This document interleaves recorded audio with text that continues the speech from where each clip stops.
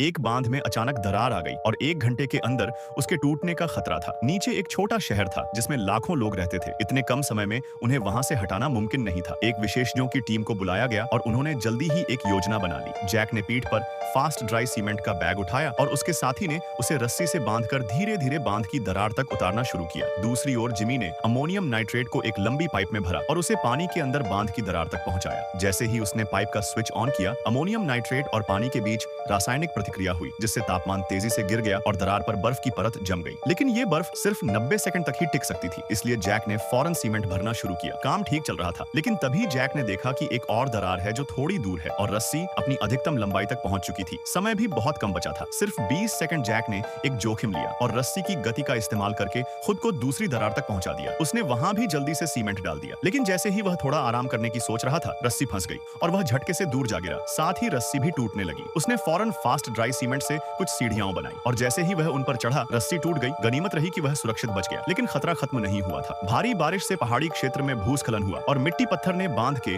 Drainage system को बंद कर दिया। पानी का स्तर तेजी से बढ़ रहा था और खतरे की रेखा पार कर चुका था। टीम को एक नया उपाय सोचना पड़ा। इस बार उन्होंने एक लंबी पाइप और प्रोपेलर से एक सिस्टम बनाया जिससे ड्रेनेज को साफ किया जा सके। उन्होंने पाइप के सामने एक कैमरा भी लगाया ताकि अंदर की स्थिति देखी जा सके। लियोबो और मॉर्गन पानी में गए और उस उपकरण को ठीक जगह पर पहुंचाया। वहां जाकर उन्होंने देखा कि पूरा ड्रेनेज मलबे से भरा हुआ था। उन्होंने प्रोपेलर चालू किया और कुछ ही देर में पानी का बहाव तेज हो गया। अब उन्हें तुरंत पानी से बाहर निकलना था, लेकिन इसी बीच इंजन फिसल गया और लियोबो फिर से पानी में गिर गया। वह बहकर चला गया। वाटर ने जल्दी से बहाव की दिशा का अंदाजा लगाया और एक दूसरी जगह जाकर जाल डालकर उसे खींच लिया, लेकिन इंजन उसके पैर में फंसा हुआ था और अकेले उसे खींचना संभव नहीं था। तभी बाकी साथी आ गए और मिलकर उसे बाहर निकाला। हालांकि वे इस बार भी बच गए, लेकिन खतरा अब भी बाकी था। बहाव से 2 टरबाइन टूट गई थी और सिर्फ एक ही काम कर रही थी। वो भी पूरे जलस्तर को कम करने के लिए काफी नहीं थी। अनुमान था कि बांध अब सिर्फ 20 मिनट ही टिक पाएगा। इस संकट में वाटर ने एक अलग सोच दी। अगर हम टरबाइन ठीक नहीं कर सकते तो क्यों ना नदी के बहाव को उल्टा मोड़ा जाए ताकि पानी बांध में ना आए। इसके लिए उन्हें एक विस्फोट करना था जिससे नदी की दिशा बदली जा सके। यह विचार थोड़ा अनोखा जरूर था, लेकिन पहले विश्व युद्ध में इसका प्रयोग किया जा चुका था। सभी लोग अपने अपने हिस्से का काम करने लगते हैं। कोई दरारें भर रहा है, कोई विस्फोटक तैयार कर रहा है। वाटर ने तय किया कि बिजली की खपत कम करनी होगी ताकि बची हुई टरबाइन अधिक पावर दे सके। उसने एक हैकर दोस्त की मदद से पूरे शहर के लोगों को मैसेज और वीडियो भेजे ताकि वे बिजली बंद कर दें। कुछ ही समय में पूरा शहर अंधेरे में डूब गया और पावर बच गई। अब विस्फोट की बारी थी। लियोबो ने एक जगह इशारा किया कि वहां विस्फोटक फेंका जाए, लेकिन गलती से वह उसके पैरों के पास गिर गया। अब कोई नहीं जानता कि आगे क्या होगा।